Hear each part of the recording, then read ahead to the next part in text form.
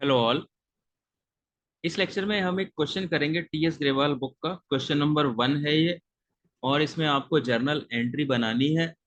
तो journal entry आप कैसे कैसे बनाओगे इसके अंदर, ये देखते हैं। तो अप्रैल 1 में क्या क्या एंट्री है। तो पहले तो हम अप्रैल 1 डालेंगे और उसके ऊपर जो आपका ईयर है वो आएगा।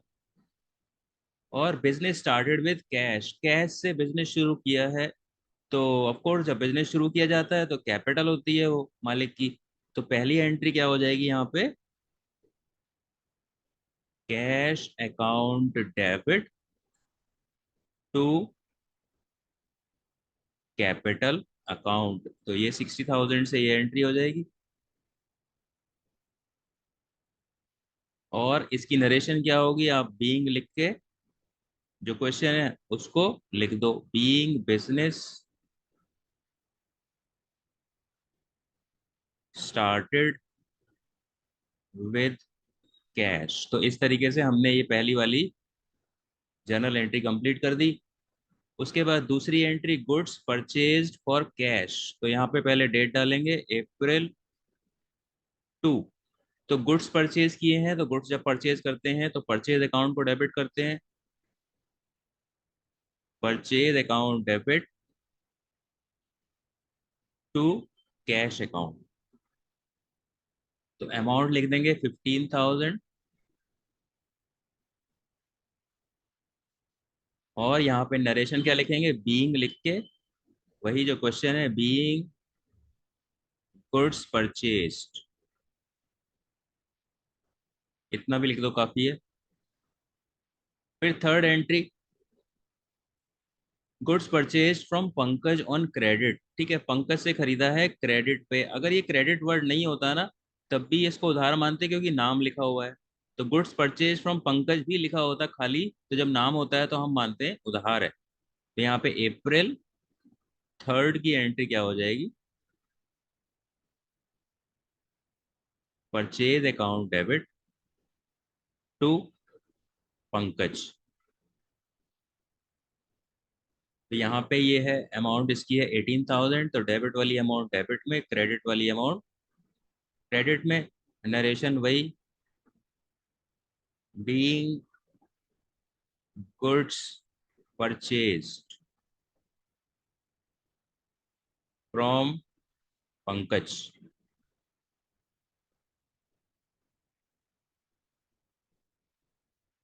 तो ये हमने 3 एंट्री बना ली है।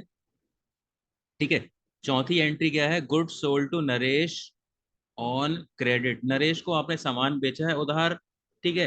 अगेन वही चीज मैं बताऊंगा, ऑन क्रेडिट अगर ना भी लिखा होता, गुड्स सोल्ड टू नरेश होता, तो क्योंकि किसी का नाम लिखा हुआ होता है, तो जब नाम लिखा हुआ होता है तो उधार होता है।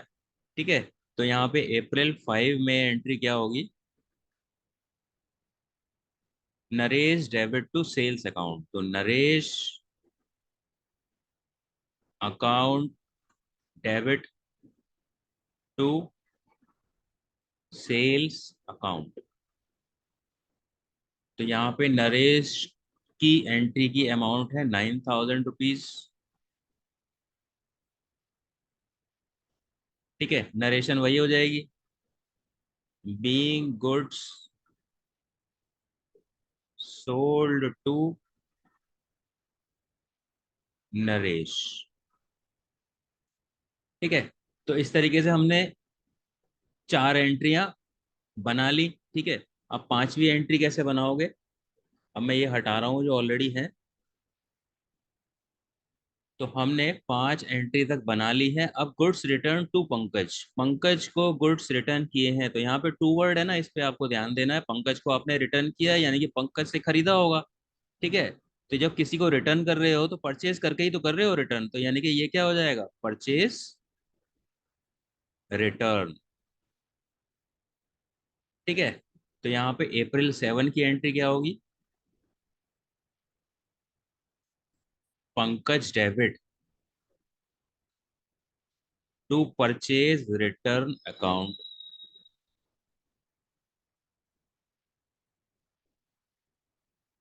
ठीक है। इसमें अमाउंट है आपकी 12,000 रुपीज। और आप नरेशन वही वैसे ही लिख दोगे, बीइंग लिख के क्वेश्चन लिख दो, बीइंग गुड्स रिटर्न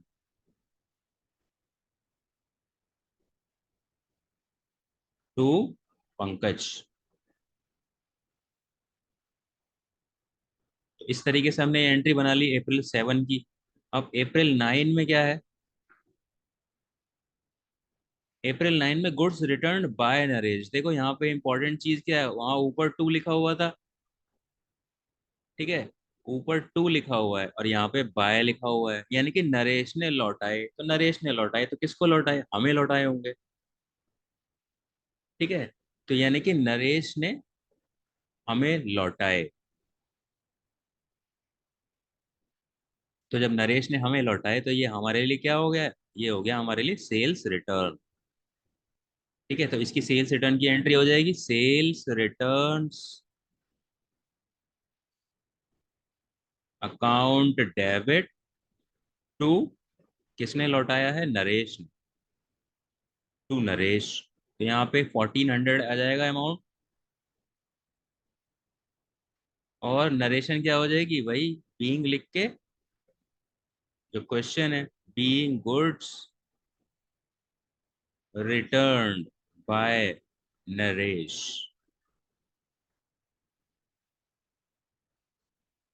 फिर cash paid to Ajay, Ajay को आपने कैश पे किया है तो अप्रैल 10 की एंट्री क्या होगी? अजय डेबिट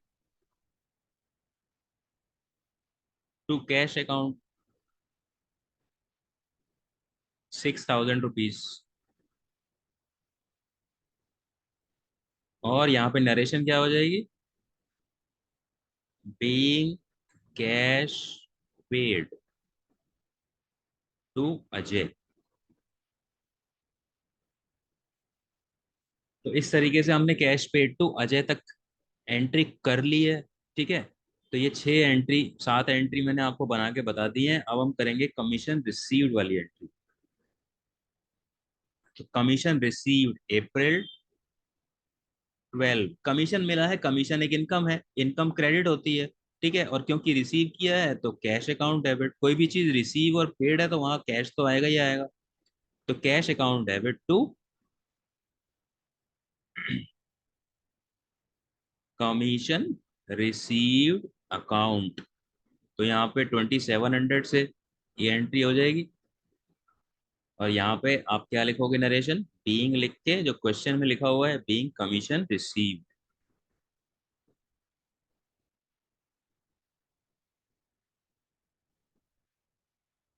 अप्रैल 15 में परचेज करा है आपने फर्नीचर, तो ये परचेज किया है फर्नीचर। फर्नीचर एक फिक्स्ड एसेट होती है, ठीक है। तो इसमें परचेज वर्ड यूज नहीं करते, परचेज वर्ड हम यूज करते हैं गुड्स के लिए।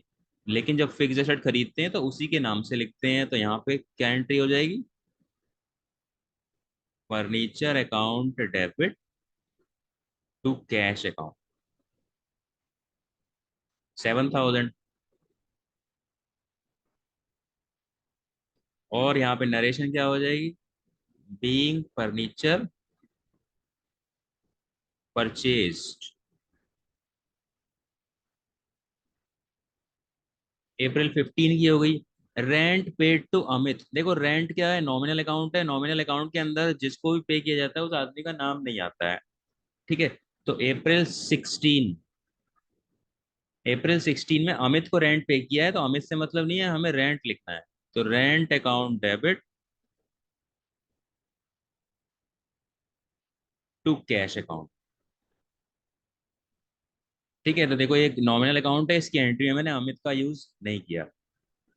तो यहाँ पे आप क्या हो जाएगा? Being rent paid. और यहाँ पे 5000 से एंट्री करोगे आप, 5000 अमाउंट लिखी हुई है इसकी। फिर अप्रैल 19, अब सोल्ड गुड्स टू सुमित। अगर खाली सुमित होता तो उधार होता, लेकिन साथ में कैश भी लिखा हुआ है तो ये कैश है, और जब कैश है तो फिर नाम भूल जाओ, ठीक है। तो अप्रैल 19 को क्या एंट्री हो जाएगी? कैश अकाउंट डेबिट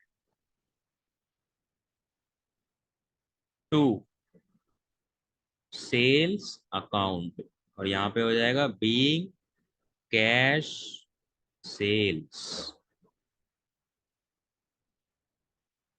ठीक है, यहाँ पे एंट्री की अमाउंट है 6,000 रुपये।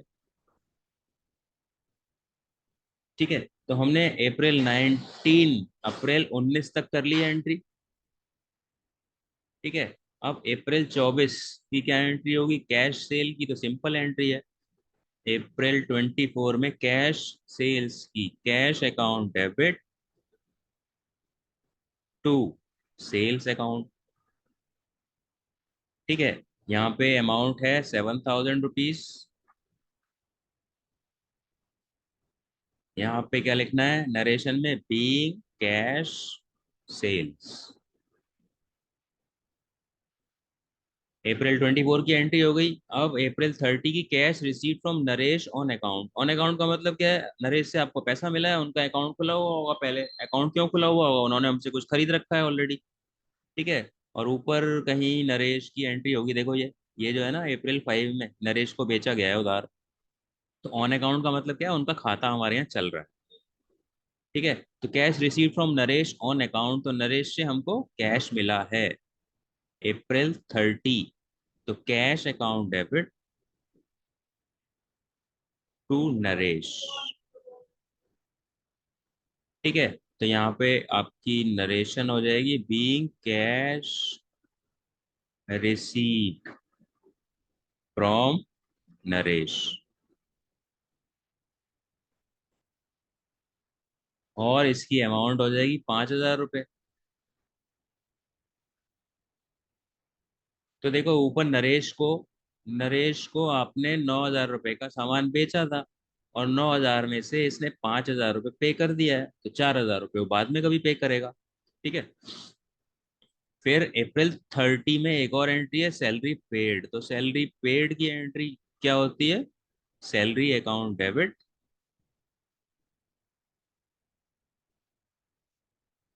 To cash account. और यहाँ पे आपकी अमाउंट है 10,000 रुपये। और नरेशन क्या होगी? बीइंग लिख के, जो क्वेश्चन है बीइंग सैलरीज पेड।